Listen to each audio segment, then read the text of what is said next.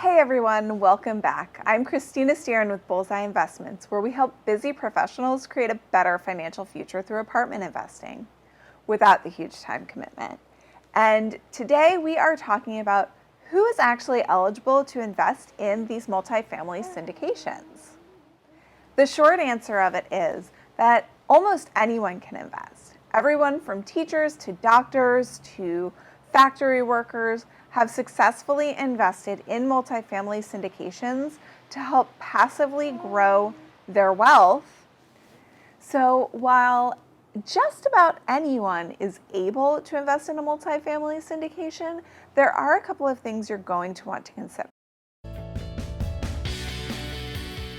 First is the type of offering. Is it a 506C or a 506B offering? A 506C offering is only open to accredited investors, which means you have to have a certain net worth or show that you meet and exceed an income threshold for a couple of the previous years to when you begin investing. So this knocks a lot of people out just because of those two criteria. In a 506B offering, you don't have those financial criteria. However, you do have to be a sophisticated investor, so you need to know about investing in some way, shape, or form, so you're really aware of the risks associated with any investment. And you also need to have a prior relationship with one of the sponsors. Now, what does that actually mean? It means you've sat down or hopped on the phone or hopped on a Zoom call with them, and you've talked about your investing needs and your investing goals and what you're looking to get out of your investments, as well as any other criteria you might have for the investment itself. So say you're only interested in B-class properties, you've had that conversation with your sponsor, so they have an idea of what you're looking for and whether or not they're actually able to offer it. The second consideration is that you have to be really comfortable with not having access to your initial investment money for however long that hold period is. While you may be getting distributions, which is, money that is made and then given back to you from the property, you can't count on those, and you shouldn't count on being able to get the entirety of your initial investment back until a cash event.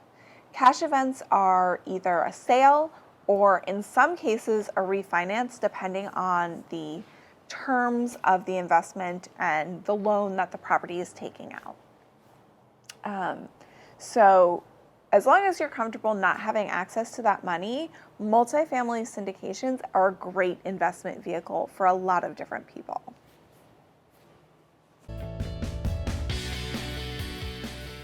The third thing to consider is that you have to be really comfortable with the risks of an investment. We all know that every investment has risks, and you have to weigh the risks versus the reward for yourself. But you do need to understand that nothing is guaranteed in this sort of investments. And even though the sponsorship team underwrites conservatively and they do their best to make sure you get your initial investment plus some back, nothing, of course, is guaranteed. All we can do is prepare our best and run scenarios to mitigate as much risk as possible. But that doesn't mean no risk exists. So you have to be comfortable with whatever the risk level is of the investment and where you're putting your money in. Now, you also need to be really comfortable with being a passive investor. What does that mean? You are getting a slice of the pie, but you can't put your fingers in the pie and decide when it's done, right? You have to be comfortable ceding control of the day-to-day decision-making process at that property that you're investing in to the general sponsorship team. And in return, you get to invest your money and get a large piece of the profits.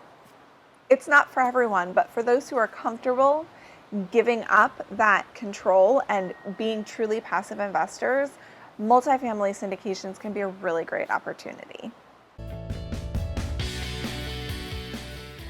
Now, the last thing you have to make sure you're comfortable with, the last thing to consider, is that you do As a passive investor, it doesn't take a ton of time, but you do need to have a couple of hours to review the documents and the webinar and the private placement memorandum before you invest so that you're very comfortable with the investment opportunity as a whole, and so that you can fill out all the appropriate paperwork. So while it doesn't take a lot of time, it does take generally an hour or two for each investment. So make sure, if this is the sort of thing you want to invest in, that you do have that tiny amount of time before you invest to really review all of the paperwork.